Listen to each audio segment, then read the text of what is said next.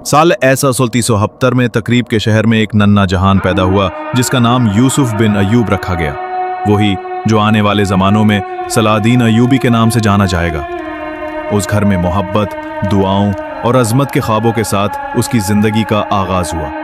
मैं तकरियत में पैदा हुआ जहां दरियाए दजला के किनारे मेरे ख्वाबों का आगाज़ हुआ। उस वक्त सलीबी खतरात छाए हुए थे, मगर उस बच्चे की पैदाइश उम्मीद की एक रोशनी थी। अहले खाना ने उस बच्चे की आमद को जश्न से मनाया, जहां रिवायात, खुशियां और इखलास से भरपूर लम्हात नजर आए। ये जश्न उस मुस्तकबिल की बुनियाद बन रहा था जो तारीख रकम करेगा। मोहब्बत और बहादुरी की कहानियों ने मुझे घेर लिया। ये मेरा सादा आगाज था। सहरा उनकी पहली आजमाइश बना। वो काफिला मोसल की तरफ रवाना हुआ, जहां नजमुद्दीन की नई जिम्मेदारियां और सलाहदीन का नया बचपन शुरू होने वाला था।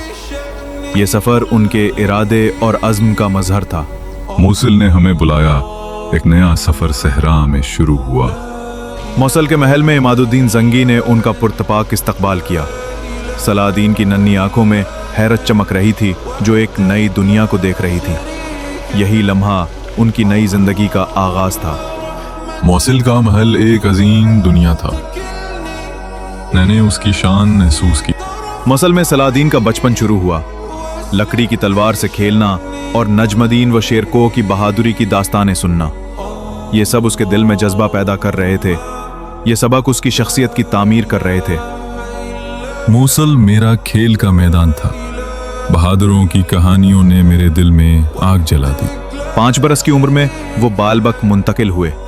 किले की दीवारें, फौजी मशक़ें और मंडियों की गहमा गहमी, उन सब ने एक बच्चे के दिल में सिपाही बनने की ख्वाहिश जगा दी।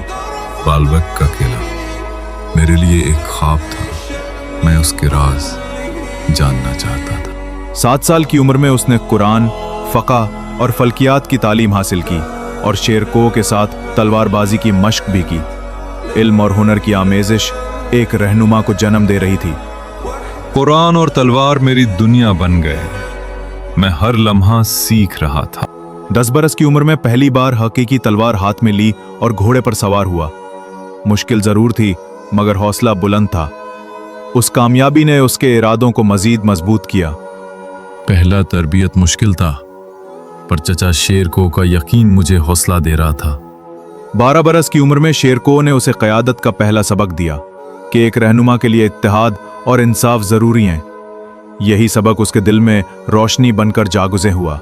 चाचा ने मुझे सिखाया कि सच्ची ताकत इंसाफ और इत्तेहाद से आती है।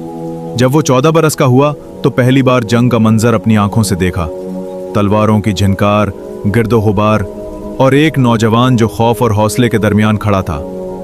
लेकिन यही मंजर उसे ये सिखा रहा था कि असल ताकत हिकमत में है। जंग को देखना खौफनाक था, पर उसने मुझे मेरा मकसद समझाया। 16 बरस की उम्र में मिस्र के सफ़र की तैयारी हुई। नक्शे, सामान और वालिदैन की दुआएं सब उसके हमरा थीं। अब वो नौजवान एक अजीम मिशन के सफ़र पर रवाना था। ये मोड़ उसकी तकदीर बदलने वाला था। मिस्र का सफ़र मेरा पहला बड़ा इम्तिहान था। मैं तैयार था। सहरा की गर्मी, रेत के तूफान और काफिले की थकन, हर लम्हा आजमाइश थी। लेकिन सलाहुद्दीन हर कदम पर मजबूत तर होता गया। ये सफ़र उसके अज़्म और इस्तिक़लाल का आईना था। सहरा ने सबको आजमाया, पर हर कदम मुझे मेरे मकसद के करीब लाया। आखिरकार वो काहिरा पहुंचा, जहां नील के किनारे मसाजिद की मनारें और बाजार उसका इस्तकबाल कर रहे थे। यहां से उसकी जिंदगी का एक नया बाब शुरू होने वाला था। काहिरा की अजमत ने मुझे हैरान किया, पर मैं जानता था कि मेरा काम शुरू हो रहा है। दरबार में उसका इस्तकबाल हुआ। फातिमी खलीफा ने उसके कंधों पर मिस्र की हिफाजत की जिम्मेदारी रखी। ये जिम्मेदारी सिर्फ एक हुक्म नहीं, बल्कि एक मुकद्दस वादा थी। दरबार अपनी एक जंग का मैदान था। मुझे बहुत कुछ सीखना था। कलम और तलवार के दरमियान अब उसका रास्ता सिर्फ एक था, हक और इत्तेहाद का। उसने कसम खाई, मैं इस सरजमीन की हिफाजत करूंगा। यही वादा उसकी तारीख का आगाज था, वो तारीख जो सलाहुद्दीन अयूबी के नाम से लिखी गई। मिस्र तो बस इब्तदा थी। मेरा रास्ता तय था, क़यादत, इत्तिहाद और हक की बाजियाबी।